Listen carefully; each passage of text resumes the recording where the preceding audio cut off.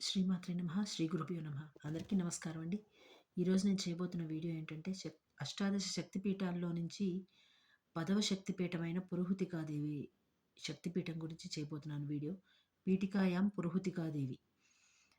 ఈ తల్లి కొలువై ఉన్న ఈ శక్తిపీఠము పిఠాపురంలో కొలువై ఉన్నారండి ఈ అమ్మవారు.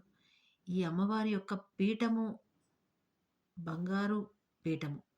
అలాగే ఇక్కడ అమ్మవారు కూర్చున్న ఒక ఆసనంలో ఉంటారు. కూర్చున్న ఆసనంలో ఉండడం వల్ల పీఠికాయాం పురుహూతికాదేవి అంటాము.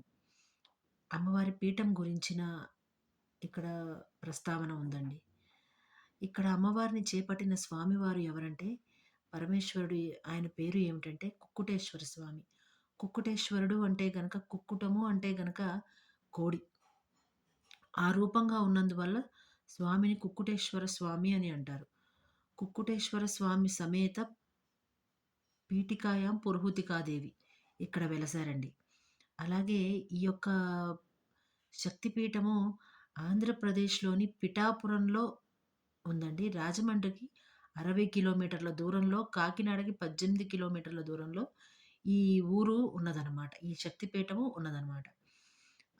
ఈ యొక్క ప్రదేశాన్ని ప్రప్రథమంగా దేవేంద్రుడిచే ఆరాధించబడిన పుణ్యక్షేత్రంగా ఈ పిఠాపురం చెప్పబడుతుంది. అలాగే ఇక్కడ అమ్మవారి పాదాలు పడ్డాయి అనే ఒక అంటే ఖండన సమయంలో అమ్మవారి యొక్క పాదాలు ఇక్కడ పడడం వల్ల పాదగయ అని అంటారట ఈ యొక్క ప్రదేశాన్ని, ఈ పిఠాపురాన్ని. అలాగే బీహార్‌లో ఉన్న ప్రదేశాన్ని విష్ణుగయ లేదా శిరోగయ అని అంటారట.